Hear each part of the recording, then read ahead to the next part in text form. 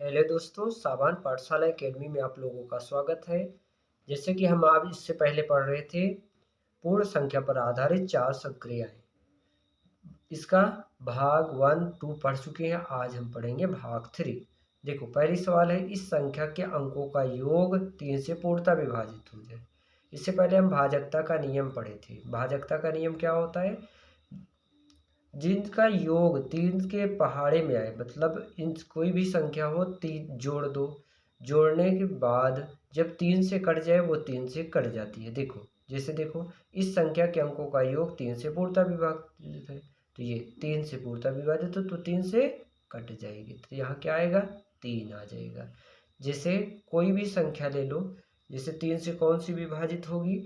जैसे कोई भी ले लो, जैसे हम लिखते हैं 3 और 4, 5। ये देखो, मान लो लिए 3, 4, 5। देखो, इन सबको जोड़ते हैं तो 5, 4, 9, 3, 12।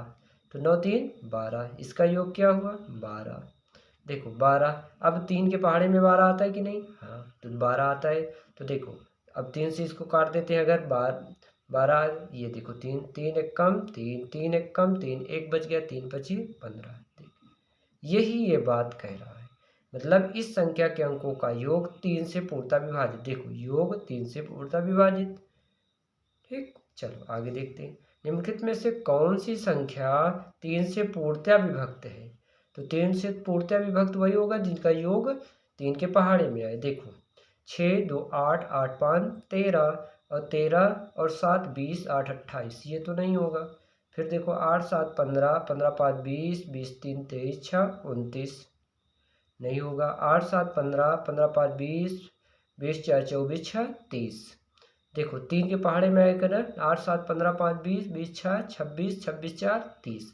यही सी ऑप्शन सही होगा। 3 दहम्मा 30 हो जाएगा। इन सबको जोड़ेंगे तो क्या आएगा? 30 आएगा। अब 30 3 के पहाड़े में आता है कि नहीं, इसलिए यह ऑप्शन सही हो जाएगा। आगे देखते हैं। लिखा है, देखो 24वें सवाल में, कोई दी गई संख्या से विभक्त तभी होगी जब इस संख्या के अंकों का योग 9 से पूर्णतः विभक्त हो। तो फिर पूर्णतः विभक्त कौन होगा? जो 9 के पहाड़े में आए। तो ये देखो, 9 से विभक्त तभी होगी जब संख्या के अंकों का योग 9 से पूर्णतः। मान लो कोई संख्या हो गया, जैसे 9 और 9 है, तो दोनों को जोड़ेंगे, 9, 9, 18। तो देखो, 9 से कट जाएगी कि नहीं? 9 एक कम 9, 9 दूनी 18। पूर्णतः विभक्त है कि नहीं? यही है 9। क्या भरेंगे यहाँ? 9। ये ऑप्शन डी सही हो जाएगा। चलो आगे एक और देखते हैं। देखो, दे रहे निम्नलिखित में से कौन सी संख्या 9 से पूर्णतः विभक्त होगी? तो देखो, 6, 8, इन सबको जोड़ लो। 5 और 1, 6, 9, 6, 15, 15, 5, 20, 2, 22, 22, 22, 8, 30, 6, 36। 9 से पहाड़े में आता है 9 चौक 36। यही ऑप्शन सही हो जाएगा, क्योंकि इनका जोड़ क्या है? 36 है। तो 9 के पहाड़े में आता है ना, 9 एक कम 9 चौक 36, कट जाएगा। चलो आगे देखते हैं। कोई भी दी गई संख्या से विभक्त तभी होगी जबकि इसकी दहाई और इकाई के अंकों से बनी 4 से पूर्णतः विभक्त होगी। तो क्या होगी? 4 से पूर्णतः विभक्त होगी, तो वो 4 से कट जाएगी। तो क्या लिखेंगे यहाँ? 4। याद रखना क्या कह रहा है। देखो, कोई दी गई संख्या से विभक्त तभी होगी जबकि इसके इकाई, दहाई और इकाई के अंकों से बनी संख्या से पूर्णतः विभक्त। मतलब दहाई और भाजकता का नियम हमारा देख लेना, एक वीडियो बनाए हैं, उसमें सब पता चल जाएगा आपको। देखो, इसमें मतलब इकाई और दहाई की संख्या अगर विभक्त है तो वो 4 से विभक्त हो जाएगी।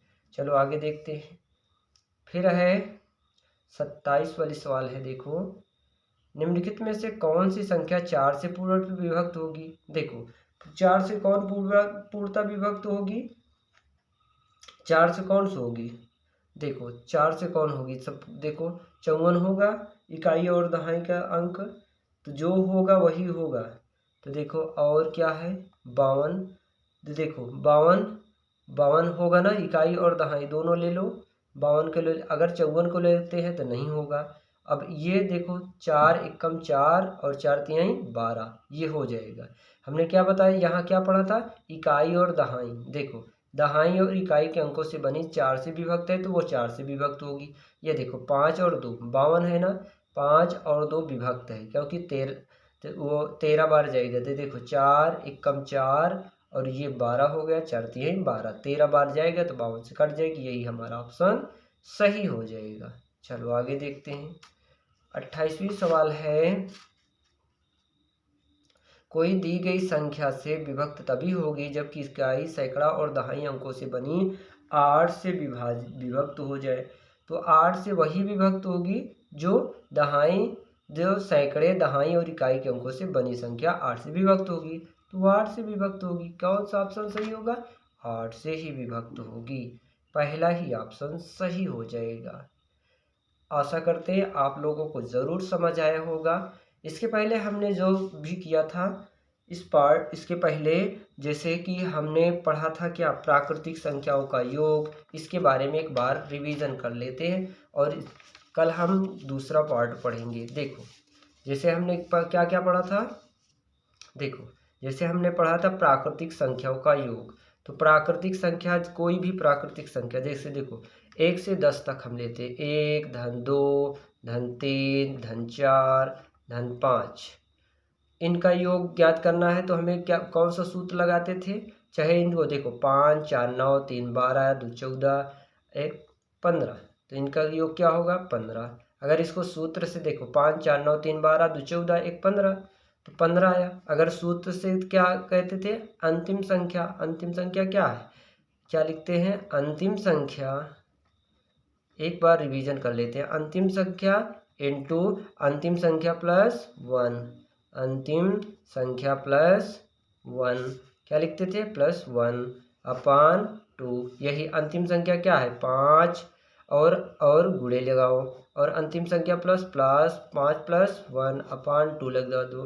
तो 5 इंटू 5 और 1 6 बटे 2, तो 6 पंचे 30 बटे 2 2 15 बार, कितना आंसर? 15 आया। ठीक, ये अगर प्राकृतिक संख्या हो तो एक से कोई भी संख्या, 1 से लेकर 10 तक, 1 से लेकर 20 तक, कोई भी, मतलब 50 100 150 कोई भी संख्या हो, ये प्राकृतिक के लिए यही अंतिम संख्या गुणे अंतिम संख्या प्लस 1 लगा अपान 2 लगा देंगे, कोई भी संख्या का हम योग ज्ञात कर सकते हैं। चलो अब क्रमागत संख्या हो तो, क्रमागत जैसे क्रम से हो, जैसे एक संख्या हम लेते हैं जैसे क्रम से, जैसे हमने लिखा 2 5 5 प्लस 8 और प्लस 11, इनको अगर जोड़ेंगे तो 11 में 8 17 17 5 22 2 26, 24 2 26, इसका योग क्या होगा? 26। अब इसे देख लेते हैं। तो देखो कुल संख्या क्या लिखेंगे? कुल संख्या, इसको भी अच्छे से तरह से देखना। तो क्या लिखते हैं? कुल संख्या, इसके पहले हम पढ़ा चुके हैं, इसको रिवीजन के तौर पे कर रहे हैं। कुल संख्या और फिर क्या क्या करते हैं? गुणे, फिर पहली संख्या और प्लस अंतिम, यही कर देना, अंतिम अपान 2 यही लगा देना। देखो तो पहली संख्या क्या? कुल संख्या 1 2 3 4, कुल संख्या कितनी है? 4, और इंटू, और पहली संख्या क्या है? 2, और प्लस तो लास्ट की संख्या 11 अपान 2। तो देखो 4 और गुणे 11 2 13, तो 13 लिख दो, बराबर कितना होगा? तो अगर 13 को दूना गुणा करेंगे तो कितना होगा? 11 2 13, 13 बटे 2, 13 दूनी 26, 13 चौको 52 बटे 2, तो 2 1 काम 2 दूना 4 और 2 छंके 12 बराबर 26। समझ आ गया होगा आप लोगों को। ये होता है 56 बावन। अगर ये क्रमागत संख्या हो, देखो 3 जोड़ा तो 5, 5 में 3 जोड़ा क्रमागत है कि नहीं? 2 में 3, फिर 3 8 3 11, 3 3 क्रमागत है कि नहीं? क्रम से है, मतलब 3 3 जोड़ा जा रहा है, सब में 3 3 जोड़ा जा रहा है। और आगे देखते हैं एक और। देखो जैसे हमें लगातार प्राकृतिक संख्याओं का वर्ग ज्ञात करना है। देखो जैसे वर्ग ज्ञात करना है, 1 का वर्ग धन 2 का वर्ग धन 3 का वर्ग धन 4 का वर्ग और धन 5 का वर्ग, इस तरह बराबर। इसको जोड़ने पर क्या होगा? तो हमें क्या करना है, वही सूत्र लगाना है। अंतिम संख्या क्या लिखना है, अंतिम संख्या गुणे अंतिम संख्या प्लस 1, अंतिम संख्या प्लस 1 गुणे अंतिम संख्या गुणे 2 प्लस 1, यही कर देना, अपान 6 कर देना है।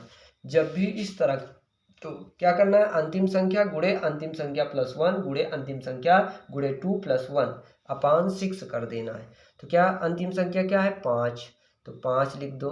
5 इंटू 5 क्या है, अंतिम संख्या प्लस 1, तो 5 प्लस 1, फिर गुणे, तो 5 गुणे अंतिम संख्या है ना, 5 गुणे 2 और फिर प्लस 1 अपान 6, यही कर दो। तो फिर इनको जोड़ दो, देखो 5 5 और 1 6, तो 5 गुणे 6 और ये 5 दूनी 10 1 11, तो 11 बटे क्या करेंगे 6, तो 6 देखो 6 को 6 से काट दो, तो बराबर क्या होगा 11 गुणे 5, 11 5 55, यही हमारा आंसर हो जाएगा। चलो एक और देखते हैं। इसके बाद लगातार प्राकृतिक संख्या का घन ज्ञात करना हो, तो जब घन ज्ञात करना होता है तो देखो घन के लिए हम क्या करते हैं, लगातार घन हो तो अंतिम संख्या क्या लिखेंगे, अंतिम संख्या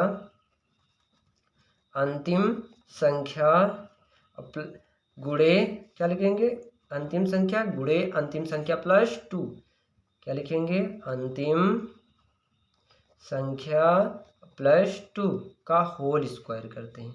क्या करते हैं, होल स्क्वायर अपान, यहाँ अपान 2 का होल स्क्वायर। तो क्या लिखेंगे, जैसे कोई भी संख्या ले लो, एक संख्या ले लो, 1 का स्क्वायर 5 तक, इसको भी क्यूब लिख देते हैं, a क्यूब प्लस, देखो ले लेते हैं, हम दिखा देते हैं। देखो जैसे हम ले लेते हैं 1 का क्यूब, 2 का क्यूब, 3 का क्यूब, कोई भी ले लो का क्यूब प्लस 2 का क्यूब प्लस 3 का क्यूब प्लस 4 का क्यूब प्लस 5 का क्यूब, यही ले लेते हैं। देखो इनको हम सबको कर लेते हैं, तो देखो क्यूब, तो अंतिम संख्या गुणे क्या लिखे थे, अंतिम संख्या 5, तो 5 प्लस 1 हो जाएगा, 5 प्लस 1 अपान 2 का होल स्क्वायर कर देना। तो होल स्क्वायर करोगे तो 5 और 6, तो 5 गुणे 6, 5 और 1 6 हो जाएगा, 6 बटे 2, 6 बटे 2। अब इसका स्क्वायर करोगे तो 5 1 6, 5 50 25 का स्क्वायर करोगे तो कितना करेगा, 25 का स्क्वायर 5 छंग, ये 5 और 1 6, अब 6 5 छंग 30, कितना होगा 30, ये देखो 30 बटे 2। ये भी चाहे इस तरह स्क्वायर होगा तो यहाँ भी स्क्वायर होगा। 2 कितनी बार कटेगा, 2 15 बार कटेगा, कितने बार कटेगा 15, तो बराबर कितना होगा 15 का स्क्वायर आएगा, तो 15 का स्क्वायर क्या है 225 होता है, यही हमारा आंसर हो जाएगा। ओके ठीक, ओके बाय बाय।